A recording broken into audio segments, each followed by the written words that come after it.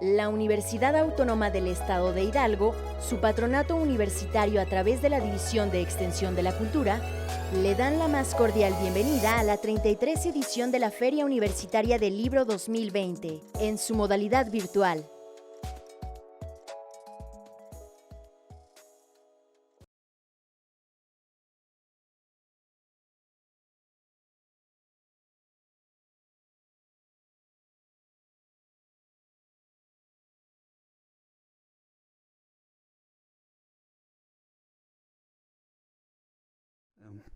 Buenas tardes,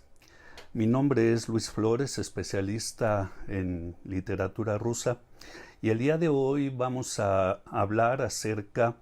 de la literatura clásica rusa, básicamente del siglo XIX. La literatura rusa es un fenómeno muy especial porque durante muchos siglos fue totalmente desconocida para Europa. Y cuando la literatura rusa se empieza a difundir por el mundo, resulta que hay una especie de desarrollo rápido de esta literatura a partir de fines del siglo XVIII y principios del siglo XIX. Una figura fundamental en la literatura rusa es Alexander Pushkin, que es conocido como el poeta nacional ruso. Y hay que ver que el papel que juega Pushkin en la literatura rusa es un papel que yo no sé si se pueda comparar con el de algún otro autor de cualquier literatura del mundo. Porque, por ejemplo, así como hablamos de una época anterior y posterior a Cristo, en la literatura rusa podemos hablar de una época que es anterior a Pushkin y posterior a Pushkin. Pushkin nace en el año de 1799, y se caracteriza por algo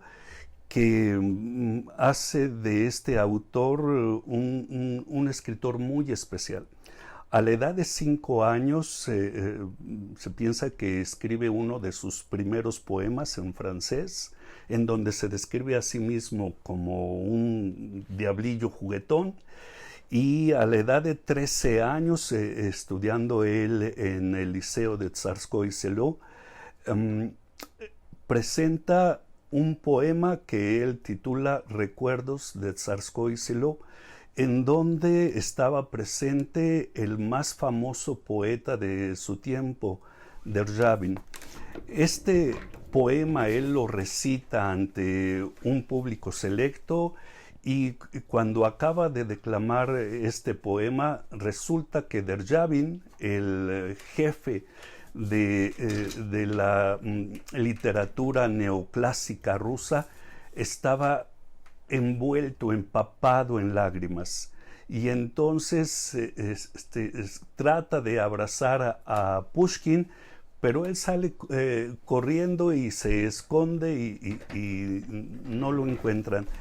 Es curioso considerar el hecho de que cuando Pushkin escribe este poema a la edad de 13 años, escribe quizá el poema mejor hecho y más importante del periodo del neoclasicismo.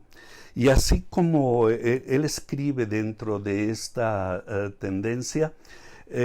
también se convierte posteriormente en el jefe del romanticismo, la corriente literaria posterior, cuando en una ocasión, reunido con su amigo el poeta Zhukovsky, que era el máximo representante del romanticismo en Rusia, hacen una apuesta. Zhukovsky le apuesta a Pushkin: veamos quién de los dos puede escribir la mejor obra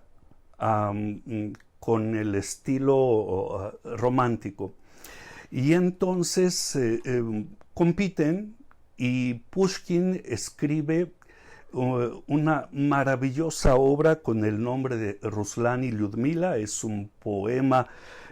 con muchos elementos folclóricos y en donde se relata cómo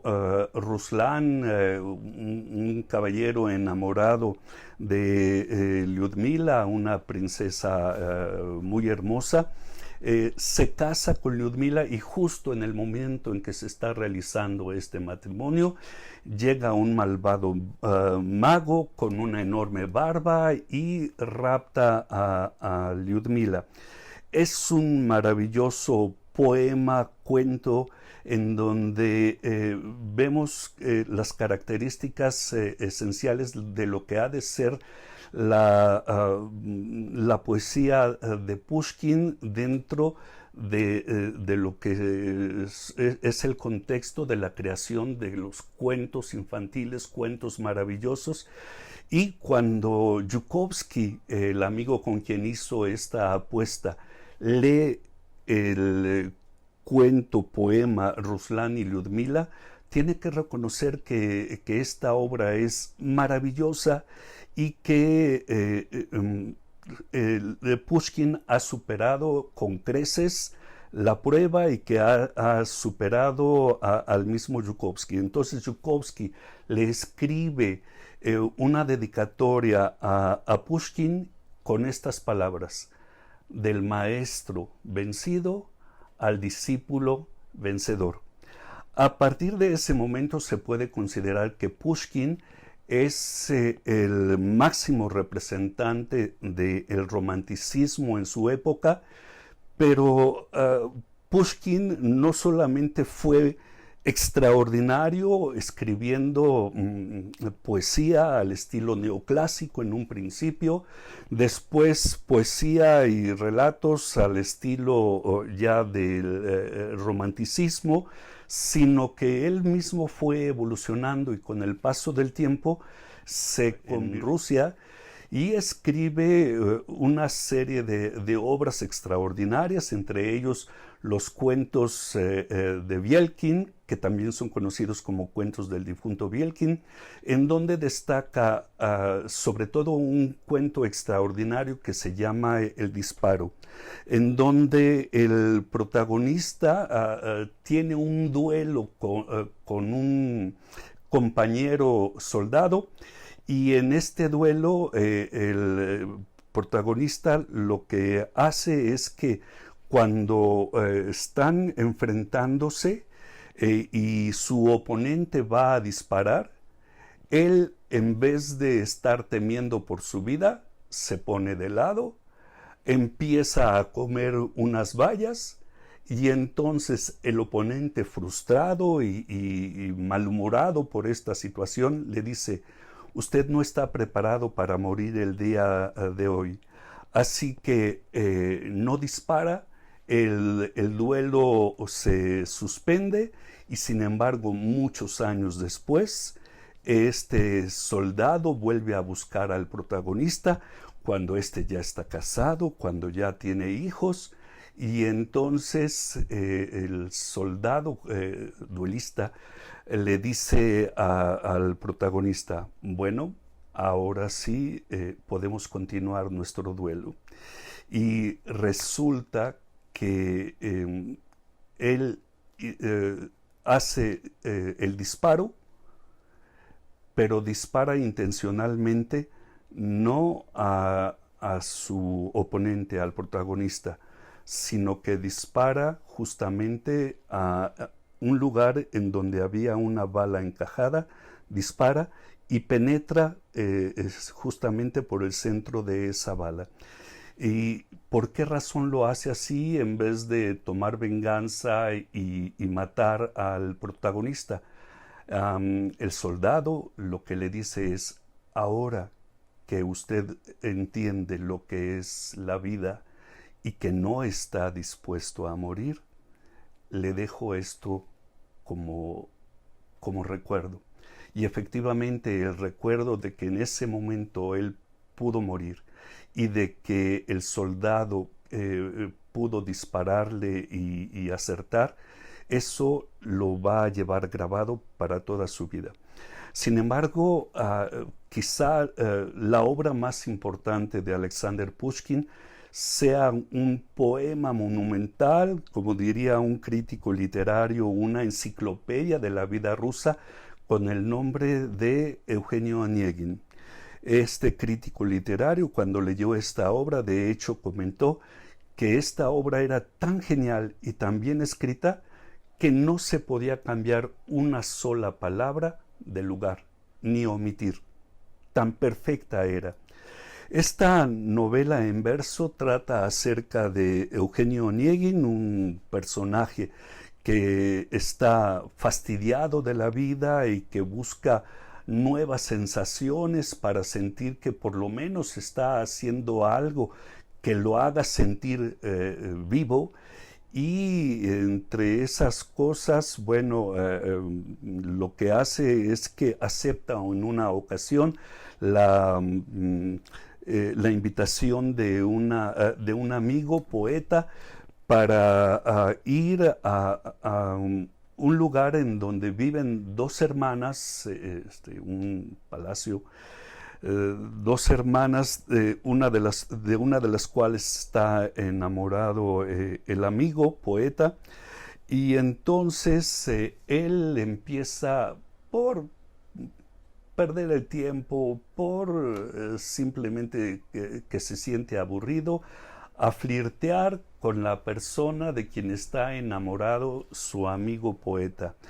El amigo enfurecido lo reta a duelo y entonces él no quiere ese duelo, pero debido a una cuestión de honor, que en aquel entonces esto era muy importante, se enfrenta a su amigo en duelo, le dispara y lo mata. Tatiana, que es la hermana de la chica de quien estaba enamorado el amigo, a su vez se enamora de él, le escribe una carta, pero Eugenia Onegin no siente absolutamente nada por ella. Sin embargo, con el paso de los años,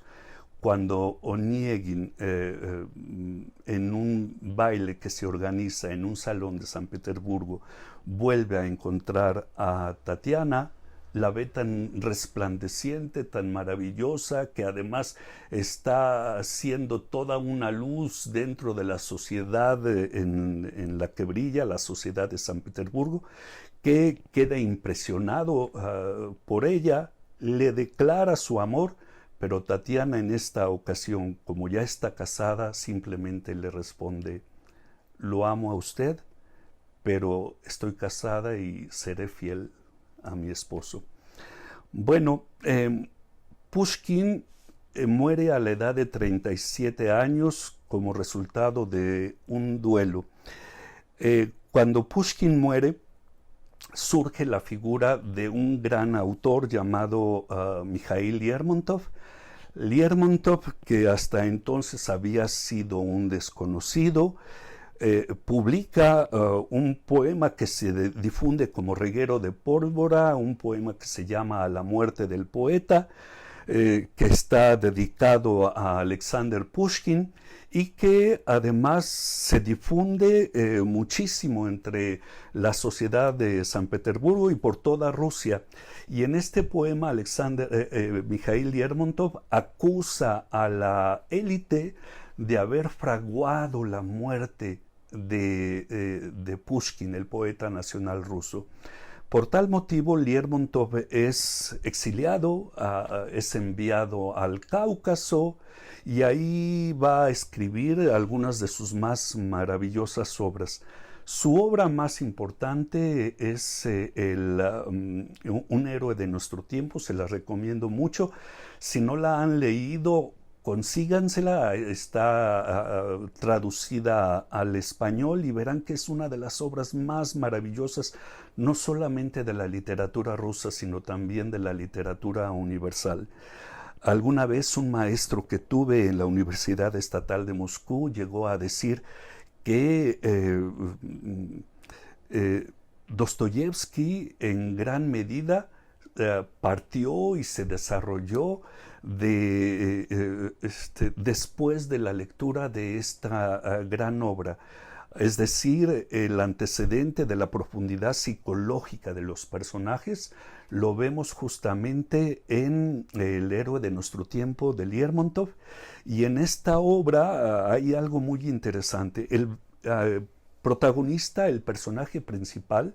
es una especie de Eugenio Onegin también, que igual que él está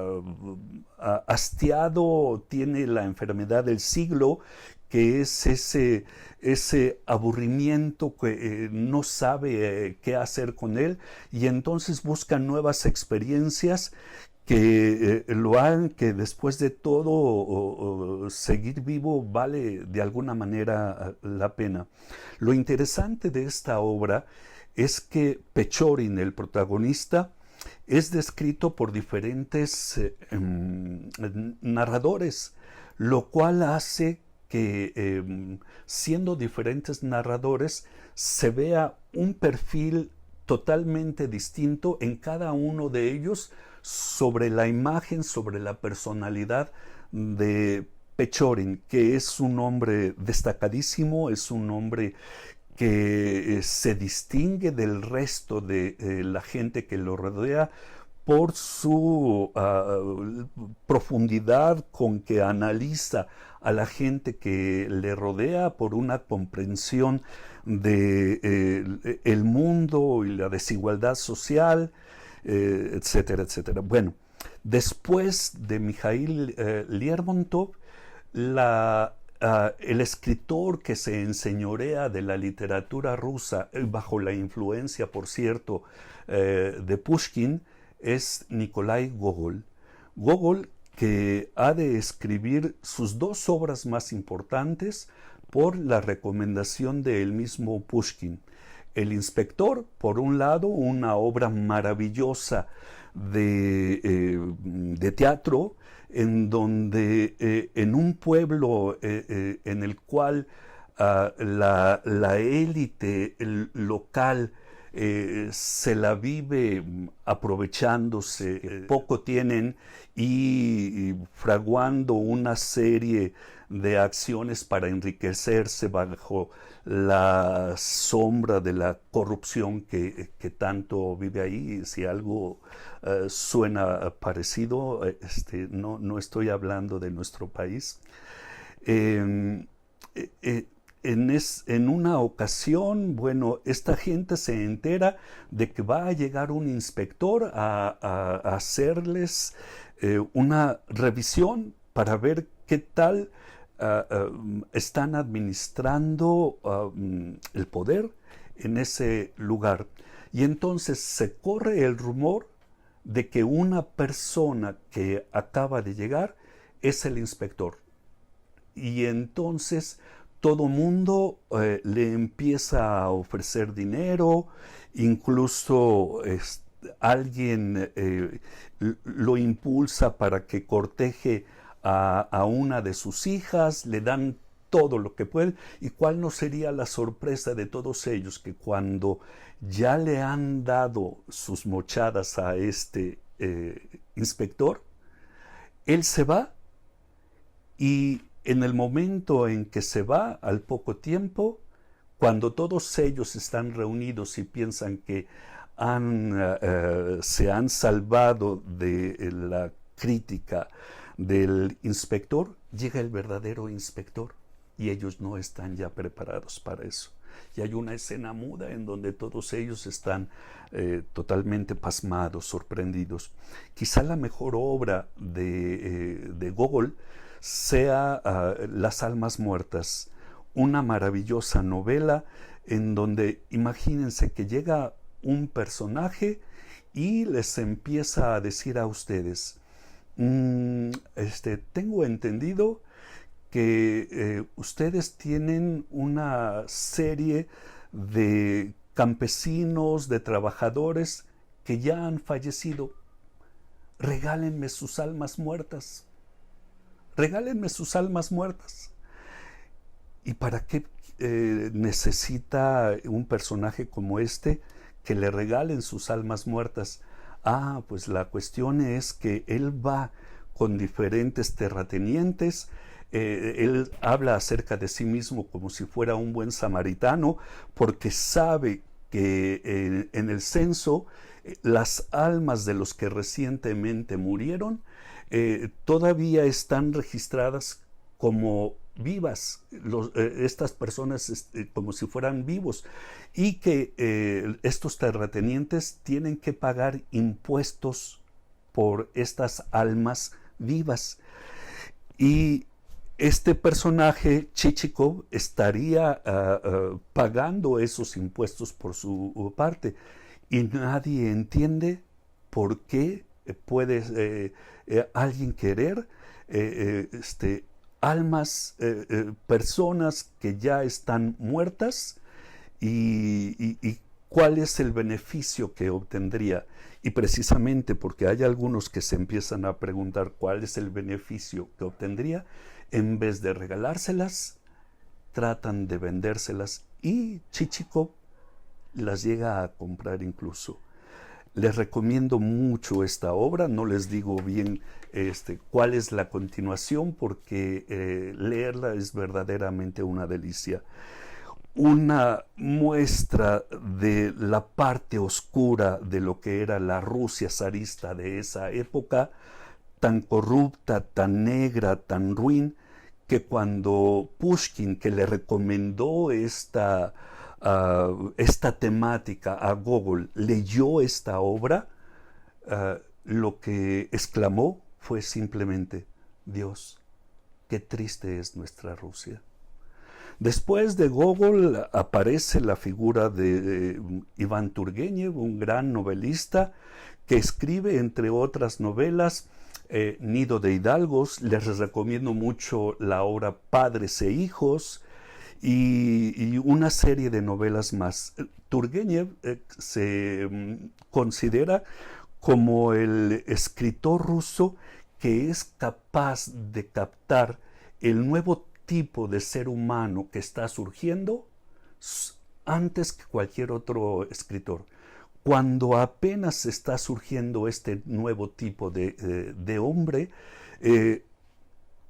Turgenev capta este tipo de personajes y los refleja en sus obras, sobre todo la obra Padres e Hijos, en donde él muestra el choque de diferentes generaciones y la manera en que la nueva generación, una generación que solamente cree en la ciencia, que empieza a abandonar la idea de la existencia de Dios, una generación atea que cree que solamente la razón es capaz de llevar al ser humano hacia el futuro, hacia una vida mejor. Después de Iván Turgenev, su contemporáneo Fyodor Mikhailovich Dostoyevsky es la gran figura de los años 60, años 70, contemporáneo también de León Tolstoy. Y veamos, Dostoyevsky empieza su carrera como escritor cuando escribe la novela en cartas llamada Las pobres gentes. Es extraño, pero Las pobres gentes fue conocida por muchos lectores incluso antes de que se publicara. Cuando el poeta Nekrasov leyó la versión manuscrita de Las pobres gentes de un Dostoyevsky que era todavía un desconocido, se la pasó llorando a leer esta obra, y entonces, pasada la medianoche, fue corriendo a visitar al crítico literario más importante de su época, Vissarion Bielinski, y entonces le dijo: un nuevo Gogol ha nacido. Bielinski, escéptico, le contestó: pues ahora parece que los Gogoles se dan en maceta. Pero cuando leyó, quedó impresionado. Entonces le auguró un futuro maravilloso a este novelista en ciernes, Y Dostoyevsky continuó entonces escribiendo novelas de este tipo hasta 1849, en donde por diferentes motivos fue apresado, acusado de conspirar en contra del zar y condenado inicialmente a muerte. Después aparentemente la pena le fue conmutada, en realidad fue un teatro el que se armó a raíz de esto, pero en vez de condenarlo a muerte, lo condenan a 8 años forzados en Siberia. Ahí, estando en Siberia, él escribe lo que León Tolstoy ha de considerar como su mejor obra, Los apuntes de la casa muerta. Si no han leído esta obra, se la recomiendo mucho, para que, sobre todo bajo la idea de que León Tolstoy la considera la mejor obra de Dostoyevsky, ustedes pueden entonces tener una idea de por qué Tolstoy puede considerarlo así, cuando Dostoyevsky escribió aparentemente mucho mejores obras y que son mundialmente reconocidas, como El jugador, como El idiota, como Crimen y castigo, muchos la consideran la mejor obra de Dostoyevsky, como Los demonios y sobre todo, para mi gusto, la mejor obra de Dostoyevsky, Los hermanos Karamazov. En estas obras nosotros podemos ver sobre todo cómo va evolucionando Dostoyevsky, escritor, y cómo considera él que el ser humano y la sociedad en términos generales necesita tener en cuenta que su existencia como tal tiene un sentido, y que ese sentido, según Dostoyevsky, debe ser encontrado a través de la búsqueda de cuál es el plan divino que tiene Dios para con el ser humano. Y según Dostoyevsky, todos los problemas de la sociedad se resolverían si todos nosotros tuviéramos la aspiración de ser una especie como de Cristos. Y no en balde sus personajes más amados, más respetados, más queridos por él, son personajes como el príncipe Muishkin del Idiota, como Sonia Marmeladova de Crimen y Castigo, como Alyosha y Zosima de Los hermanos Karamazov, en donde él muestra a unos personajes cuyo ideal es el alcanzar por decirlo de alguna manera, el estado crístico en la tierra, ser como Cristos aquí en la tierra, amar por encima de los intereses personales. Y entonces, no en vano, Dostoyevsky decía que la belleza salvará al mundo. Y para Dostoyevsky, lo esencial de esta belleza no es la belleza por la belleza misma, sino la belleza moral de Cristo. Y para entender esa belleza moral de Cristo, entonces están estos personajes como Alyosha Karamazov, como Zosima, y el mencionado ya príncipe Muishkin. Paralelamente con Dostoyevsky se va desarrollando el genio, el talento de uno de los monstruos de la literatura universal, y me parece que junto con Dostoyevsky son los dos mejores escritores, para mi gusto personal, de la literatura del siglo XIX, no solo de la literatura rusa, sino a nivel mundial. Me refiero en esta ocasión a León Tolstoy con sus magníficas obras Resurrección, Ana Karenina, que es la novela más parecida por su estilo a las obras tan profundamente psicológicas de Dostoyevsky y sobre todo su maravillosa obra, su épica nacional, que se puede considerar algo así como la Ilíada rusa, la guerra y la paz, con la aclaración de que en ruso, en realidad el verdadero nombre de esta obra era no la guerra y la paz, sino la guerra y el mundo. Y en esta obra lo que pretende León Tolstoy es mostrar cómo es el mundo en tiempos de guerra. Y muchas veces lo que se ve en esto es que la élite, la nobleza en este caso, del tiempo del zarismo, está más preocupada por sus intereses personales y solamente destacan algunas almas nobles que se llegan a encontrar dentro de esta élite, pero sobre todo el pueblo. ¿Cómo es el pueblo? Cómo se entrega y cómo es capaz de enseñar y de tener actos de heroísmo en nombre de la justicia, en nombre de la defensa por la patria.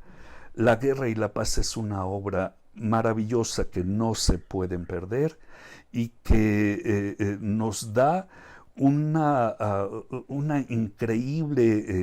increíble panorama de lo que es la vida rusa durante la invasión francesa en los tiempos de Napoleón Bonaparte. Cómo el pueblo ruso llega, gracias a este heroísmo, a repeler al ejército más poderoso de Europa, que en aquel entonces era el ejército francés, y a raíz de esto, cómo este pueblo es capaz de reafirmar su propia identidad y su propia grandeza. León Tolstoy, sin embargo, llega a un momento en que rechaza todas estas obras que escribió y considera que ha perdido mucho de su tiempo y se dedica a escribir cuentos para niños, cuentos infantiles maravillosos, escribe alguna serie de panfletos en donde las ideas fundamentales que él tiene acerca de que lo más importante para el ser humano es reconocer que el reino de los cielos no está en un futuro lejano, sino está aquí en el interior de cada uno y que cada quien tiene que encontrar ese reino de los cielos. Y entonces él empieza a promover su propia doctrina, rechaza a la iglesia como institución, rechaza el Estado. Él considera que todo Estado en realidad es opresor. Menciona que la violencia jamás debe ser atacada, combatida con la violencia, y bajo la influencia de estas ideas de León Tolstoy es que Mahatma Gandhi va a hacer también su propia lucha. Gandhi es amigo de León Tolstoy, lo escucha, lo lee con avidez profunda, y León Tolstoy se convierte en uno de los grandes maestros, guías, no solamente del pueblo ruso, sino de la humanidad. Es visitado por grandes personalidades de su tiempo. Y para cerrar este panorama general de la literatura rusa, les voy a hablar de Anton Chejov, que mundialmente es reconocido por ser un gran maestro de la narrativa. Y en los talleres de cuentos, por ejemplo, se le considera como un escritor tan perfecto que muchas veces se les dice a los estudiantes de estos talleres de narración que aprendan de Chejov,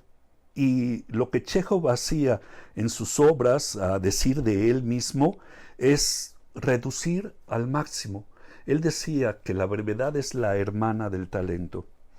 Pero aparte de estas, de los cuentos de Chekhov, que se distinguen por la condensación de sus ideas en unos trazos muy cortos, a veces una frase es capaz de describir todo el mundo de sus personajes.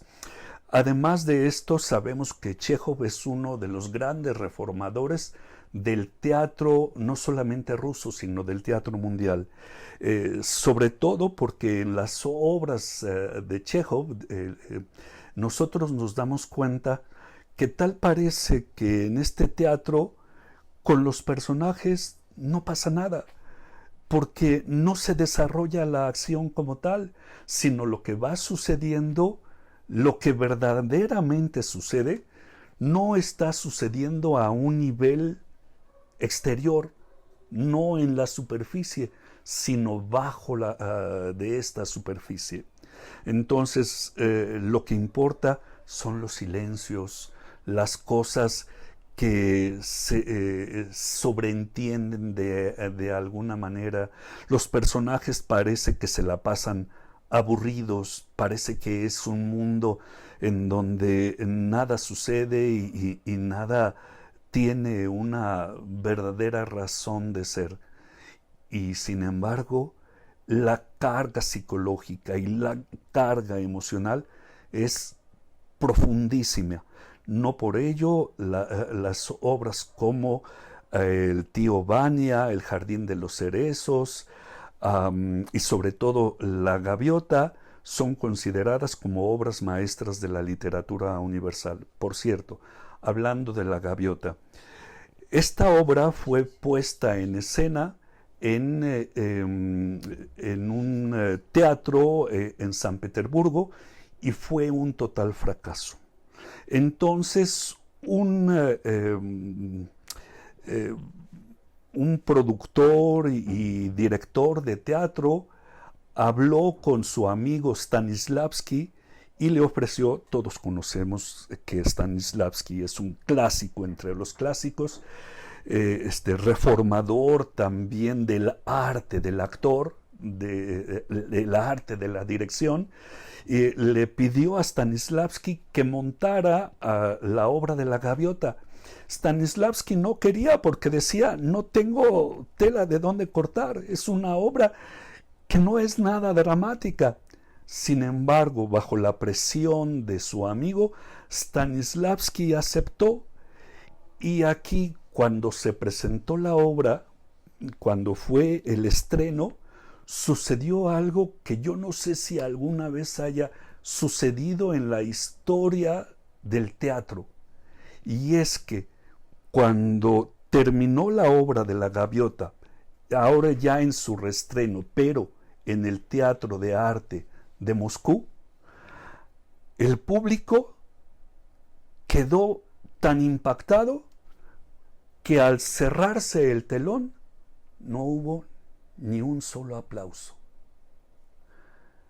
Chekhov, que sentía mucho, que reaccionaba de una manera muy febril ante la aceptación o no de sus obras, y a sabiendas de que en San Petersburgo esto había sido un fracaso, no fue a ver la obra temiendo los resultados, porque además estuvo peleando mucho con Stanislavski. Y sin embargo, este público moscovita que no aplaudió nada,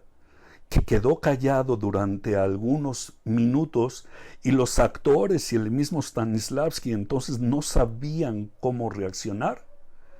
cuando ya se esperaba cualquier cosa, de repente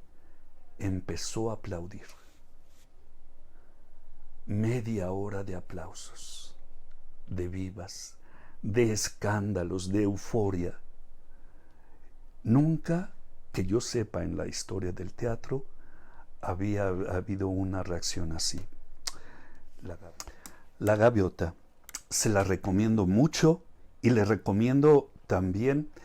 que sigan, que se permitan enamorarse de esta gran literatura rusa, que es una de las literaturas más maravillosas, más grandiosas de toda la literatura universal. Gracias.